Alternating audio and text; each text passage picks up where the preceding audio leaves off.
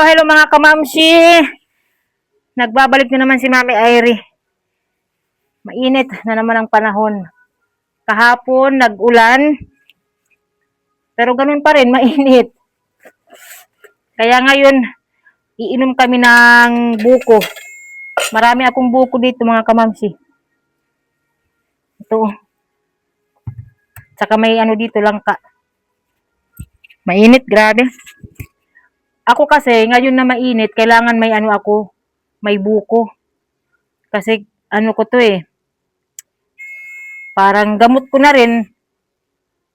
Lalo na ngayon na sobrang init, na titrigger yung ano ko, yung sakit ko mga kamamsi. Pinagpapawisan ako. So kailangan may ano tayo, may buko. Electrolytes, 'di ba mga kamamsi? Hindi kasi ako umiinom ng mga electrolytes na ano yung may sugar. Much better daw na coconut na lang ang inumin. So ito mga kamamsi, buksan na natin dahil sobrang init.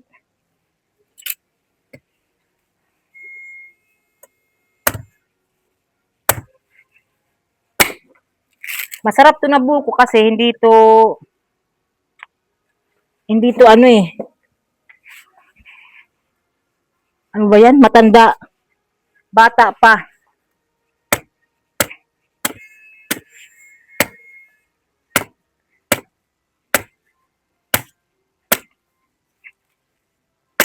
Boy. Ayan.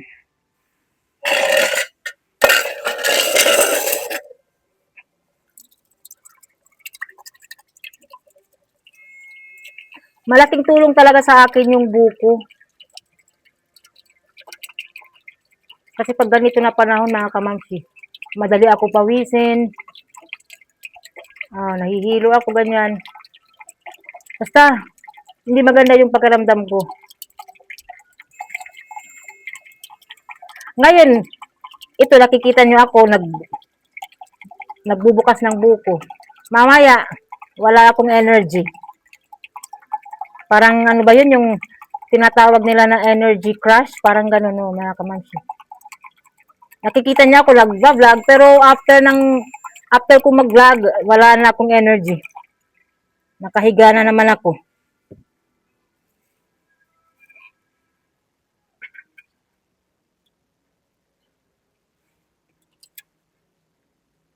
May nagtatanong na naman, ano raw yung sakit ko. Actually mga kamamsi, hindi pa naman talaga ako na-diagnose, pero napag-usapan namin ito ng cardiologist. Ang sabi ko sa kanya, kasi ako naman ang nakakaramdam Sabi ko na baka itong nararamdaman ko is POTS, yung postural, ko na lang dito, ilagay mga kamamsi. Baka, ang sabi ko sa cardiologist, baka ito yung sakit ko. Kasi, lahat na nandyan na, ganyan. Pwede ka ring, yung may anxiety, ayan, brain fog, halo-halo na mga kamamsi. Kaya yan ang ko talaga, suspetsa ko. Kaya pag umaalis ako, may dala akong salt. Mag-ano ako ng konting salt, then inom ng tubig. Or minsan nilalagay ko sa tubig yung salt. Nakakatulong talaga siya sa akin.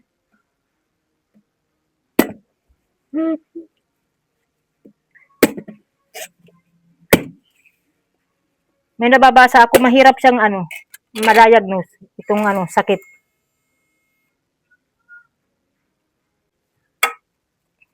Ito mga kamamsi.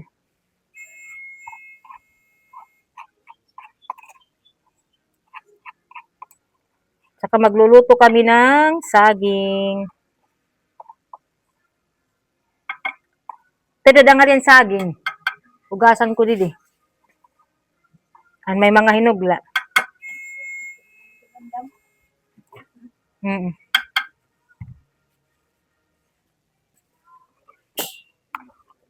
At saka pala mga kabamshi. May nabasa ako na comment na Pumayat daw ako. Pumayat talaga ako mga kamamsi. Ang timbang ko ngayon is ano, 53. Pumayat talaga ako. Ito ipapakita ko sa inyo yung picture dati. Ito ito yung itsura ko. Ayan. Tingnan nyo. Tabilani dito eh. Ito yung itsura ko si ate. Ito yung itsura ko nung ano, nung mataba ako, di ba? Alam nyo, hindi ko na-realize yan mga kabamsi na sobrang taba ko pala nung mga time na yun. Yung mukha ko, grabe pala, hindi maganda, sabi ko. Talagang, oh, be careful. Yung lumulobo yung mukha. Ngayon ko lang yan na ano na na-realize mga kamamsi, hala, ganyan pala yung mukha ko dati, ganyan pala yung katawan ko. Tapos 'di ba naggamot ako. Naggamot ako sa anxiety ko. So nakapagpataba din 'yun mga kamamsi. Kaya ito, wala na akong gamot, ayan. Ito na yung katawan ko. Ah, kasi dito sa ano sa bahay, galaw galaw ako ng galaw, ayan. Akyat baba. Kaya siguro ito na yung katawan ko or kasi ang kinakain ko na kasi ngayon ano, talagang whole foods mga kamamsi. Kumakain man ako ng ano, cake ganyan, yung patikim-tikim na lang, ice cream, ganyan. Talagang ang ano ko ngayon, gulay, ayan, protein, fruits. Yan ang focus ko ngayon mga kabamsi dahil nga may nararamdaman na rin tayo. Kaya nag-aano ako, nagpo-focus ako sa mga healthy foods mga kamamsi. Hindi na rin ako palakain ng mga ulam na ano, masarsa, yung dito sa yung mga Pinoy foods pa. Halimbawa, may ano, may birthday, ini-invite kami ng birthday.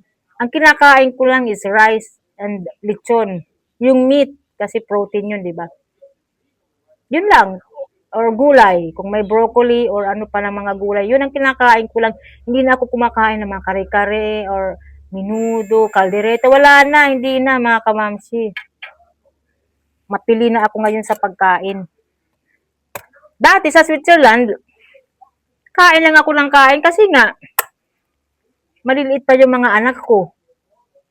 'Di ba? Pagod ka, siyempre kailangan mong kumain. Kain ka ng kain kasi may inaalagaan ka ng mga maliliit na bata. Lamon lang ng lamon, mga kamamsi. Ngayon, hindi na ako ganun.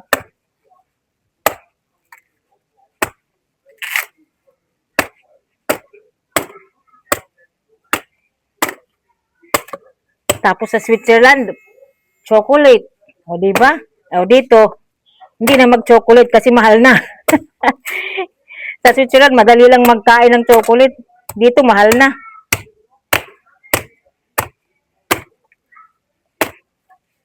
Matig na adi. Hmm. Kalinin mo baso te. Kaya, ayan, mga kamamsi,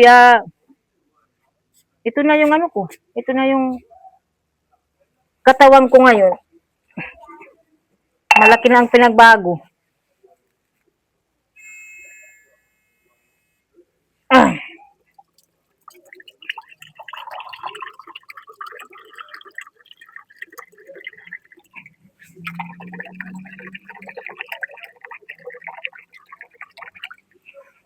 Mm. Para sa'yo, ang laban na to. Ito mga kamamsi, ubo ko juice. At saka, may saging kami dito. Ayan o. Tingnan nyo, yung iba hinog na. Tatanggalin ko lang yung mga, ano na, yung mga hinog o yung papahinog pa lang. Matagal din akong hindi kumain ng saging. At saka isa pa mga kamamsi, hindi na ako pala kain ng marami talaga kasi yung tiyan ko, very sensitive. Hindi na kaya ng ano, yung lamon na lamon, hindi na.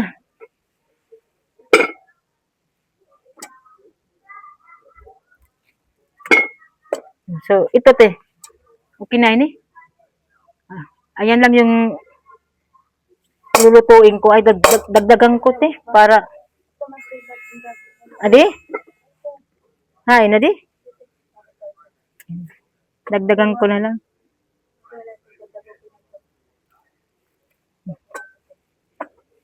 Ito mga kamamsi. Tayo daw ko tubig, te. Wala yun. Hugasan tayo ni.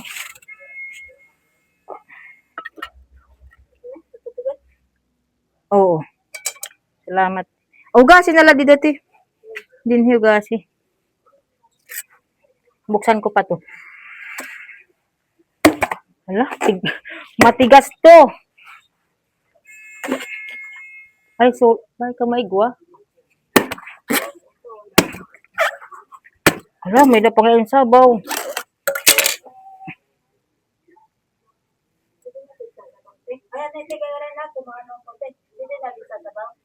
Hmm. Kali, anim tasa ti.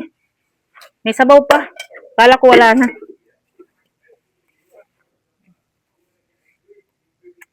Marami talaga ang nagulat ba kasi nga 'di ba hindi na ako malaki ngayon.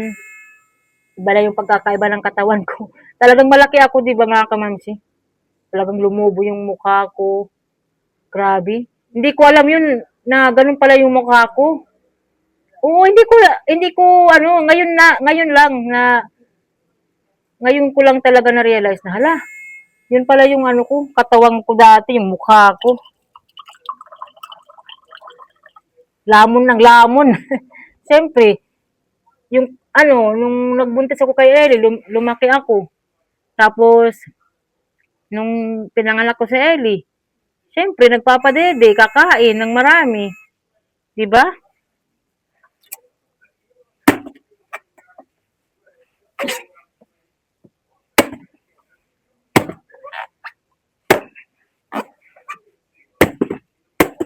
Tingnan nyo ka, mamsi. Init, uy, grabe. Ay.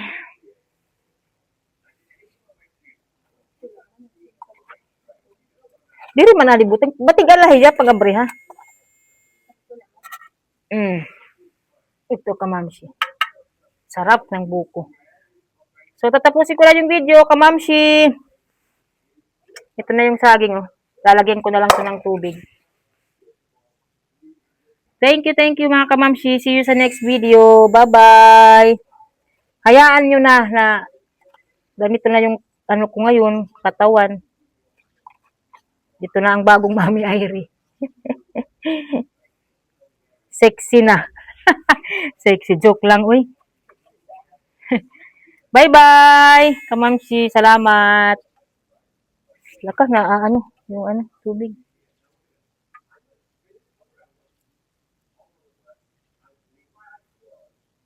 Kuha daw akong kuwante. Basa, barakan Marco.